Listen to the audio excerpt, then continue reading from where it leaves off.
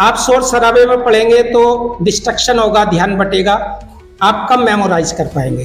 तो मॉर्निंग का समय अच्छा रहता है, क्योंकि ये कहा जाता है कि रात के उल्लू मत बनिए, दिन की चहकती हुई चिड़िया बनिए। जी जी जी। तो सुबह मॉर्निंग में उठना बहुत अच्छा रहता है, स्वास्थ्य के लिए भी अच्छा है और माइंड के लिए भी अच्छा है। मैं नाजिम बेग अपने चैनल में सभी दर्शकों का स्वागत करता हूं। आप देख रहे हैं आपका अपना चैनल बिग न्यूज 7, मेरे साथ निरंतर बनिए।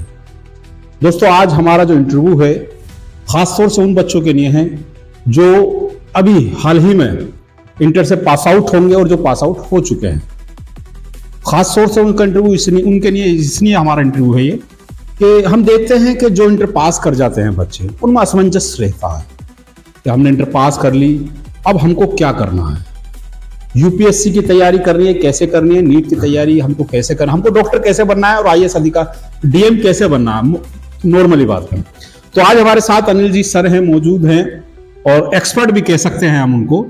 हम उनसे पूछेंगे कि अगर वो बच्चा 12th पास आउट होकर आईएएस की तैयारी करना चाहता है, यूपीएससी की तैयारी करना चाहता है, तो उसको किस तरफ जाना चाहिए और किस तरीके से उसको तैयारी करनी चाहिए। तो सर, आप पहले तो हम अपना चैनल में आपका खैर मकदम और स्वागत करते हैं।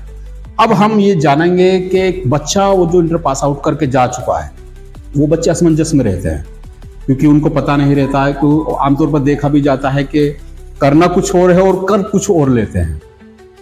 अगर उनको यूपीएससी की तैयारी करनी है तो किस तरीके से उनका प्लेटफॉर्म रहेगा? देखिए, इंटर करने के बाद हर बालक के पेरेंट्स ये चाहते हैं कि उनका बालक एक बड़ा अधिकारी बने जी। क्योंकि ग्रेजुएशन एक ऐसी लिमिट है कि इसके बाद बालक किसी भी अधिकारी क्षेत्र के लिए उसके कंपटीशन में बैठता है। यदि वो यूपीएससी या पीसीएस में जाना चाहता है तो ग्रेजुएशन के जो भी उसके सब्जेक्ट है उसके एकेडमिक को ठीक से परफॉर्म करे। और जैसा कि यूपीएससी और पीसीएस में एक प्री एग्जाम होता है, उसके बाद मेन एग्जाम होता है, इंटरव्यू के आधार पर इन तीनों को मिलाकर उसका सिलेक्शन होता है। लाखों छात्र बैठते हैं जिनमें सैकड़ों या हजार बालक यूपीएससी में सेलेक्ट होते हैं। अलग अलग मेरिट के हिसाब से बालक आईएएस बनता है, आईपीएस बनता है या अदर दूसरे डिपार्टमेंट में ऑफिसर बनता है। तो यदि ह्यूमैनिटी का बालक है तो उसको हिस्ट्री, पॉलिटिकल साइंस, पॉलिटी में पढ़ना चाहिए। अब देखा गया है बहुत सारे बालक जो पीसीएम से भी ग्रेजुएशन करते हैं, पीसी से भी ग्रेजुएट करते हैं या इंजीनियरिंग या मेडिकल लाइन में रहते हैं, वो भी आईएएस बनने की होड़ में आगे बढ़ रही हैं, जिससे देश में बहुत सारे डॉक्टर्स की कमी हो रही है, इंजीनियर्स की कमी हो रही है, यानी कि प्रतिभा पलायन कर रही है। जी। तो ह्यूमैनिटी के छात्र को अपना परफॉर्मेंस ग्रेजुएशन में अच्छा रखना चाहिए और हिस्ट्री, पॉलिटी आदि की तैयारी करते हुए अपना मेन विषय लेते हुए और एक आईएएस के कंपटीशन को बीट करना चाहिए। अच्छा, जैसे सर किताबों के साथ साथ जो बच्चे यूपीएससी की तैयारियां करते हैं और उस लेवल तक पहुंचते हैं, तो क्या उनको जनरल नॉलेज ज्ञान भी होना बहुत जरूरी होता है? देखिए, बहुत सारी बुक्स उनको पढ़नी होती है। उनके अपने एकेडमिक सब्जेक्ट जो होते हैं वो तो पढ़ना ही है, मेन सब्जेक्ट जो है उनका पढ़ना ही है, लेकिन उसे लगातार एक ऐसी पत्रिका पढ़नी चाहिए जो नेशनल स्तर की हो। जैसे कह सकते हैं प्रतियोगिता दर्पण पढ़नी चाहिए। बहुत सारी पत्रिका ऐसी आ रही हैं जो आईएएस स्टैंडर्ड की हैं। एक न्यूज़पेपर का उसे डेली रीडर होना चाहिए और एक इंग्लिश न्यूज़पेपर भी उसे अपनी लाइफ में डेली पढ़ने की आदत डालनी चाहिए, क्योंकि हिंदी और इंग्लिश दोनों लैंग्वेज का अच्छा ज्ञान होने के कारण ही वो मेन क्वालिफाई कर पाता है। पढ़ाई के साथ साथ एक न्यूज़पेपर भी उसको डेली बेस पर पढ़ना होगा, जिससे कि जो आमतौर पर जो घटनाएं हैं उनसे वो प्रभावित हो और वो याद रह सके। उसमें जितनी भी नेशनल और इंटरनेशनल पर घटनाएं न्यूज़पेपर के माध्यम से वो अपने आप को अपडेट कर सकता है। उसे अपडेट रहना चाहिए, क्योंकि बहुत सारे क्वेश्चन जो इंटरव्यू में उसी से रिलेटेड पूछे जाते हैं। जो हाल के ही 6 महीने में घटना हुई है, उन घटनाओं से, उन न्यूज़ से संबंधित प्रश्न उसके इंटरव्यू में इंटरव्यूअर करते हैं। अच्छा, देखा जाता है कि बच्चा तो कुछ और करना चाहता है, लेकिन अभिभावक को जोर रहता है क्योंकि हम एक स्टैंडर्ड मार चुके हैं कि आईएएस बने हमारा बेटा, तो क्या अभिभावक को इस तरीके का जोर देना चाहिए या जो बच्चा करना चाहता है उसको कर देना चाहिए? बालक का जिस भी स्ट्रीम में इंटरेस्ट है उसमें जाना चाहिए। आज ऐसा नहीं कि केवल साइंस में ही बालक को अच्छा ऑफिसर बनेगा, मेडिकल में एक अच्छा ऑफिसर बनेगा।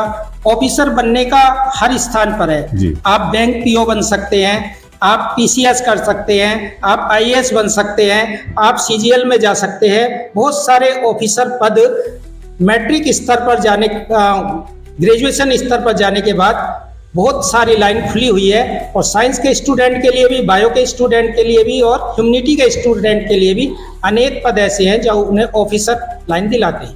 अच्छा, जैसे अब तैयारी हम आईएएस की कर रहे हैं, यूपीएससी की तैयारियां हम कर रहे हैं, तो लगभग हमको कितना घंटे पढ़ना चाहिए?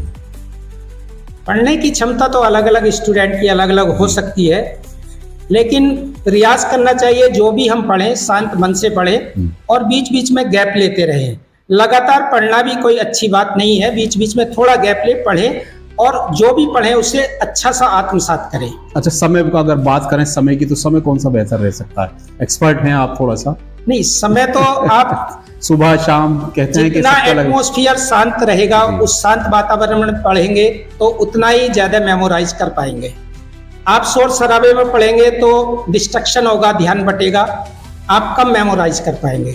तो मॉर्निंग का समय अच्छा रहता है, क्योंकि ये कहा जाता है कि रात के उल्लू मत बनिए, दिन की चहकती हुई चिड़िया बनिए। जी जी जी। तो सुबह मॉर्निंग में उठना बहुत अच्छा रहता है, स्वास्थ्य के लिए भी अच्छा है और माइंड के लिए भी अच्छा है। सुबह का समय बेहतर रहता है। सुबह का समय बेहतर रहता है।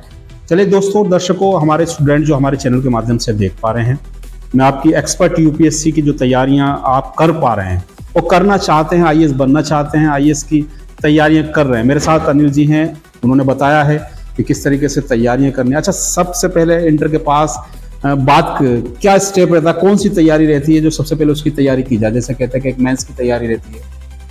देखिए, बालक इंटर के बाद कुछ तो एकेडमिक करना चाहते हैं, ग्रेजुएशन करना चाहते हैं, कुछ सीधे सीधे प्रोफेशनल कोर्स में जाते हैं। ये बालक की अपना इंटरेस्ट होता है।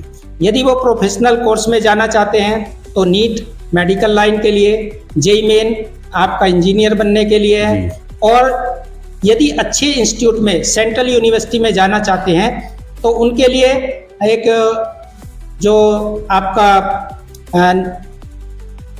एग्जाम कराती है यूनिवर्सिटी या सेंट्रल यूनिवर्सिटी में जाने के लिए, तो उसकी परीक्षा में बैठना अनिवार्य है। सर, क्या कहना चाहते हैं हमारे चैनल के माध्यम से स्टूडेंट जो आपको सुन पा रहे हैं और शायद आज से यूपीएससी की तैयारी और जुट जाएंगे, लग जाएंगे? देखिए, सफलता का कोई शॉर्टकट नहीं होता। लगातार मेहनत करिए, आगे बढ़िए और हर दिन एक नया जोश के साथ जीने का प्रयास करिए। हर दिन को बेहतर जीना जिंदगी को आगे बढ़ाने के समान। चलिए, थे हमारे साथ अनिल जी जो बता रहे थे किस तरीके से आपको यूपीएससी की तैयारियां करना है और कब कैसे आपको उन ऊंचाइयों पर पहुंचना है जहां आपके अभिभावक, आपके गुरुजन आपके सपने देख चुके हैं। तो आप कल हम ऐसे ही एक और एक्सपर्ट से मिलाएंगे और बताएंगे आपको कि आगे की जो तैयारियां है, आपको डॉक्टर कैसे बनना है, इंजीनियर कैसे बनना और आईएएस अधिकारी या पीसीएस अधिकारी कैसे बनना है। तो हम चाहते, अब विदा लेते हैं, हम चाहते हैं कमेंट्स बॉक्स में जो आपके सवाल हैं वो जरूर करें हमारे सर अनिल सर से, और वो शायद आपका जवाब भी देंगे। तो अब चलते हैं, अब विदा लेते हैं।